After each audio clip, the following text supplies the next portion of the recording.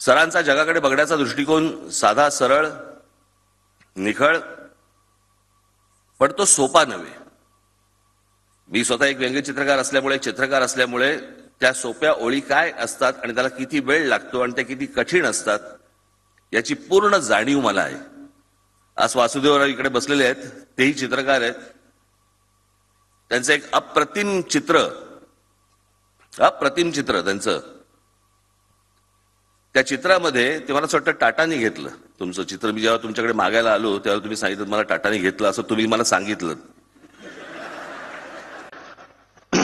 असेल टाटांकडे, कोण जाऊन बघणार. गौतम बुद्धाचे पाय आहेत,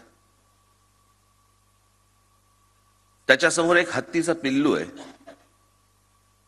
त्याच्या मागे हत्ती, त्या पिल्लाची आई आहे, हत्तीण आहे, आणि ती हत्तीण त्या पिल्लाला सोंडेने फक्त पुढे ढकलते पायापड. आता हे एका चित्रामध्ये दाखवणं, मला एक खूप जगविख्यात एक चित्रकार होऊन गेले, सरांना निश्चित माहिती असेल, यांना सगळ्यांना माहिती असेल, नॉर्मन रॉकवेल नावाचे. त्या नॉर्मन रॉकवेल त्यावेळेला सॅटरडे इव्हिनिंग पोस्ट नावाचं जे मॅगझिन यायचं त्याच्यावरची कव्हर ते करायचे. त्यात त्यांच्या संपूर्ण चित्राला कुठेही शब्द नसायचे, पण ते ऑइल पेंटिंग मध्ये करायचे. तसं एक त्यांचं शब्द नसलेलं पण अप्रतिम चित्र ते व्यंगचित्र नाही करायचे, चित्र. म्हणजे एक आपल्याकडे राजाभाई टॉवर सारखं एखादा, पण राजाभाई टॉवर खूप मोठा झाला, एक छोटा टॉवर शहरामधला एखादा त्यावेळेचा एक टॉवर, ज्या टॉवरच्या वरती एक घड्याळ, जे घड्याळ पाहून त्या शहराची लोक आपापलं घड्याळ लावतात रोज सकाळी.